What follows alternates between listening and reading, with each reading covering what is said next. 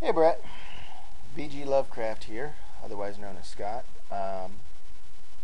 and I'm responding to your video about what is a spirit or a ghost. Um, I can't give you any scientific explanation as to what it is, but I can give you my own personal theories and also personal experience with an actual ghost. Uh, Two theories that I think I give credence to both of them, and they don't have to be mutually exclusive. The first, that a ghost is an actual spirit that has not gone on to the next step in spiritual existence, whatever that is, whether it's to go to heaven or to reincarnate as another individual, or to whatever happens to the soul, whatever you believe, is really neither here nor there in this case.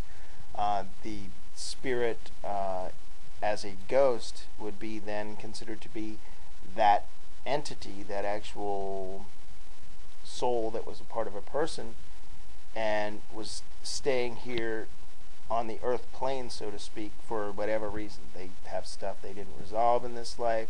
They're angry. They're lost. They don't know that they're dead, or theories such as that exist. The second major theory that I've heard about with ghosts, and I think it can also exist it can coexist with the theory I just mentioned, and that second theory is basically that a ghost can be considered a form of energy that is left over from the person that existed. For instance, if I die and for some reason there is residual energy of my life force, my soul, my ghost, whatever, my spirit, that residual energy remains in my house. Now, somebody moves into my house after I'm gone, and they might hear strange noises. They might feel a presence, a cold spot in the air, whatever. That, I think, is the residual energy left over from my soul after I went, which does not mean that I did not go to heaven or that I did not go be reincarnated somewhere else. It's just that it's residual energy left over from my soul as that after I passed on. The personal experience I can give you with actually encountering a ghost is, and yes, I can hear people laughing right now, but go on ahead and laugh. The experience of, after my father passed away in 1999 from ALS, Lou Gehrig's disease, his ghost spent quite a few months with me in my home. Now, I did not see a visage of my father. I did not see a ghost. However, he was here. And the reason I know that he was here is that he affected the electrical energy field in my house. My lights inexplicably would go on, off, on, off, on, off, all the time for months after he died. He affected my television. My cable TV would go on, off, on, off, on, off, in and out, in and out. The TV itself would turn on and off at times as I was watching it, and did not have the remote in my hand, didn't accidentally hit a button, whatever. It just did it itself. And there was a time when he actually affected my phone and blocked my phone, unbeknownst to me, other than the fact that at 2 in the morning there was a knock on my door. So of course I got up. I didn't know if the place was on fire, if it was the cops, if something had to be wrong, somebody knocking on my door at 2 in the morning. So I get up and I answer the door, and it was my then girlfriend. She's now my ex-girlfriend. And she asked me if I was all right, and I said, of course I'm all right. Well, the two of us just had a major argument. I don't even remember what it was about, but that's neither here nor there. The fact is that my father was of the opinion, before he passed away, that he wanted my ex-girlfriend and I to eventually be husband and wife, which didn't end up happening, and that's probably a good thing.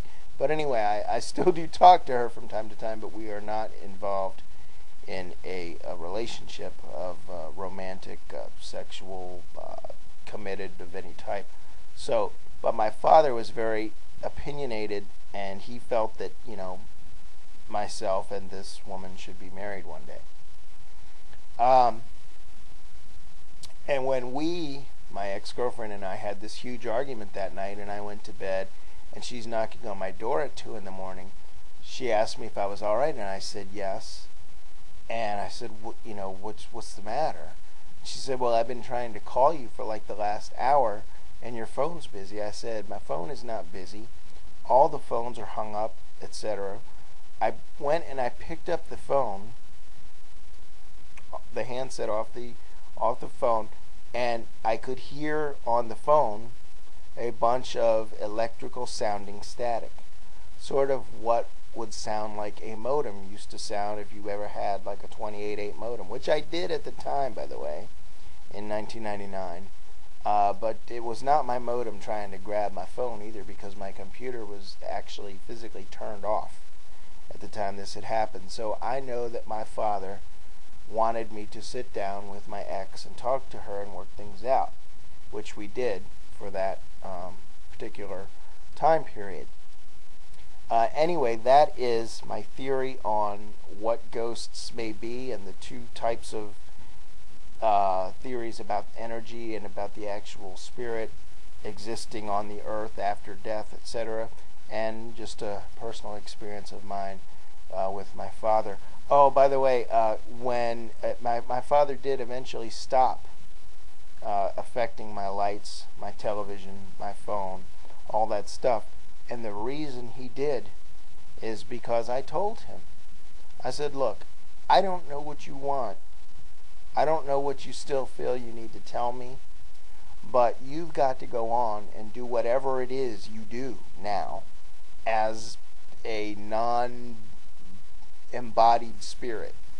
You've got to go on and move on to the next life. You've got to go to heaven. You've got to be, a guardian angel for somebody. Whatever it is, I don't claim to know what it is, but whatever it is you're supposed to do, it's not being here and harassing me. So after I said that, he was gone.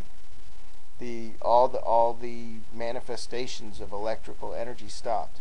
So I just wanted to put that out there, and yeah, people can laugh at me. I don't care. This is my own personal thing, and you don't have to believe it, and Brett, you don't have to believe it either. I'm not asking you to believe it. You just asked me what I feel is a spirit or a ghost, so I figured best thing I could do is give you my own personal experience. So thank you for watching, Brett, and anyone else who watched this, and we'll talk to you later.